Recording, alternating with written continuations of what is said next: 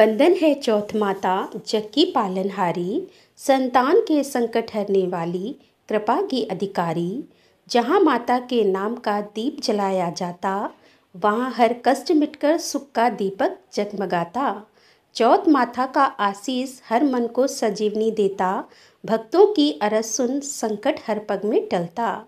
जो कथा सुनता है वह जीवन में सुख पाता है, संतान की रक्षा का माँ वचन स्वयं निभाती है।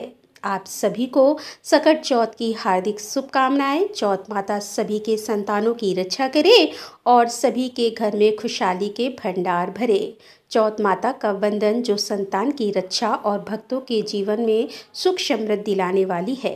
कहते हैं जहाँ चौथ माता की पूजा होती है वहाँ हर संकट स्वयं ही दूर हो जाता है। माता का आशीर्वाद संतान को दीर्घायु और सुखद भविष्य प्रदान करता है। चौथ माता की कथा सुनने और व्रत करने से संतान पर आने वाला हर संकट टल जाता है और घर परिवार में आनंद और समृद्धि का वास होता है। चौथ माता अपने भक्तों की हर प्रार्थना सुनती है और उनकी मनोकामनाओं को पूर्ण करती है। ऐसी कृपालु और ममतामयी माता का स्मरण कर हम सभी उनके चरणों में श्रद्धा से नमन करते हैं। तो आइए चौथ माता की कथा सुनते हैं। कथा के अनुसार एक बार एक सेठ सेठानी थे। उनके एक बेटा और बहू भी थे। बहू सबको भोजन कराकर फिर स्वयं भोजन करा करती। उनकी एक पड़ोसन ऐसी भी थी जो रोज बहू से पूछती कि बहू आज क्या बनाया, क्या खाया।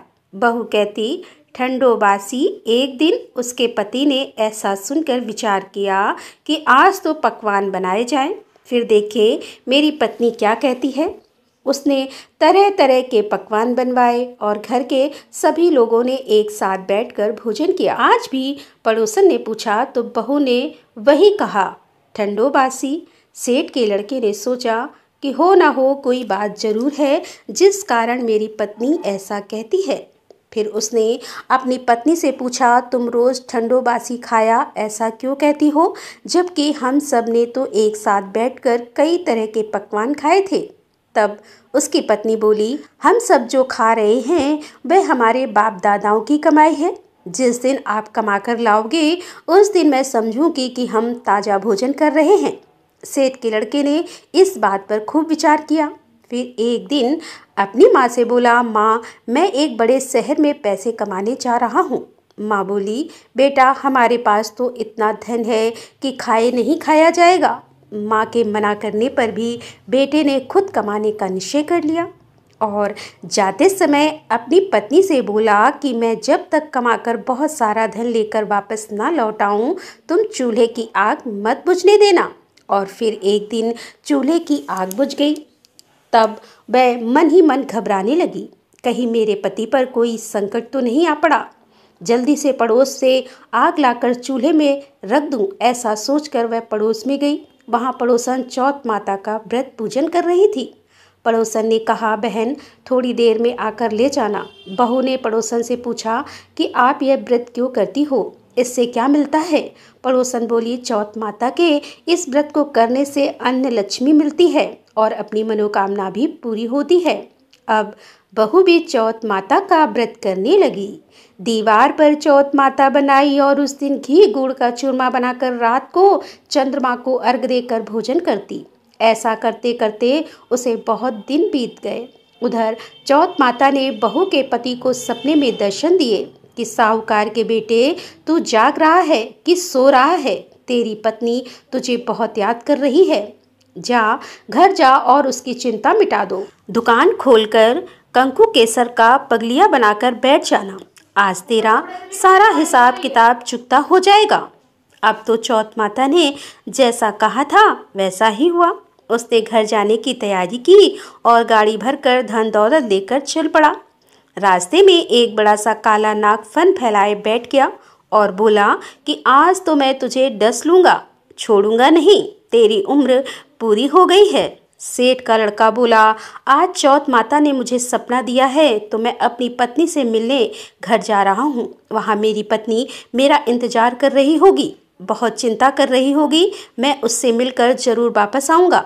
तब तो मुझे डस लेना। नाग बोला, तुम अगर शपथ लेकर जाओ तो मैं ही तुम्हें जाने दूंगा, अगर तुम लौट कर नहीं आए तो मैं तुम्हारे घर पर आकर ही तुम्हें डस लूँगा।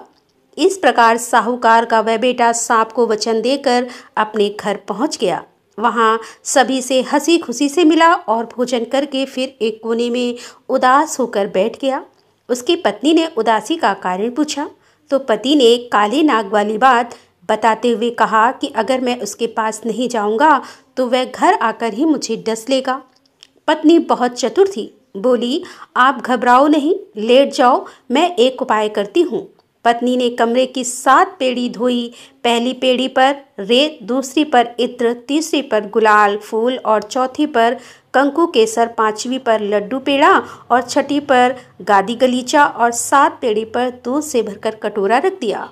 इस प्रकार वह 7 ही पेड़ी सजाकर बैठ गई। आधी रात होते ही वह नाग आकर पेड़ी चढ़ने लगा। पहली पेड़ी पर रेत में लौट गया और कहने लगा, सेठ की बहू ने आराम तो बहुत दिया, लेकिन क्या करूं, बचन से बंधा हूँ, यहाँ आया हूँ, इसीलिए डसूंगा तो जरूर। इस प्रकार 7 ही पीढ़ी हो पर वह नाग आराम करता हुआ और कहता कि डसूंगा तो मैं जरूर। तब चौथ माता ने विचार किया कि अगर मैं इसे नहीं बचाऊंगी तो इस संसार में धर्म कर्म फिर कौन मानेगा। अब तो गणेश जी, चंद्रमा जी और चौथ माता ने साहूकार के बेटे को बचाने का विचार किया। चंद्रमा जी ने उजाला कर दिया, चौथ माता ढाल बन गई और गणेश जी ने तलवार लेकर नाग को मार दिया और ढाल से ढक दिया। बहू भी थकी हारी सो गई। दिन हुआ तो लोग बेटे से मिलने आए, परंतु बेटा बहू तो उठे ही नहीं थे। बहुत देर हो गई तो माँ उन्हें उठाने के लिए गई। माँ ने 7 पीढ़ियों पर जो कुछ देखा तो वह बहुत घबराई और जोर से बेटे बहू को आवाज़ लगाई। बेटा बहू उठे तो देखा कि एक ढाल तलवार वहाँ पड़ी है। अब ढाल उठाई तो वही काला नाग मरा हुआ पड़ा है। बेटा बहू ने सोचा कि आज तो धर्म कर्म ही आड़े आए, जब भगवान श्री गणेश और चौथ माता ने हमारी रक्षा की है। चौथ माता अपने जैसे सेठ के बेटे बहू की रक्षा की, वैसे सबकी रक्षा करना। प्रेम से बोलिए चौथ माता की जय। तो दोस्तों, ये थी चौथ माता की कथा। उम्मीद करती हूँ ये कथा पसंद आई होगी। कथा पसंद आने पर वीडियो को लाइक करें, शेयर करें। मिलते हैं अगले वीडियो के साथ, तब तक के लिए राधे राधे, जय श्री कृष्णा, हर हर महादेव, जय भोलेनाथ की।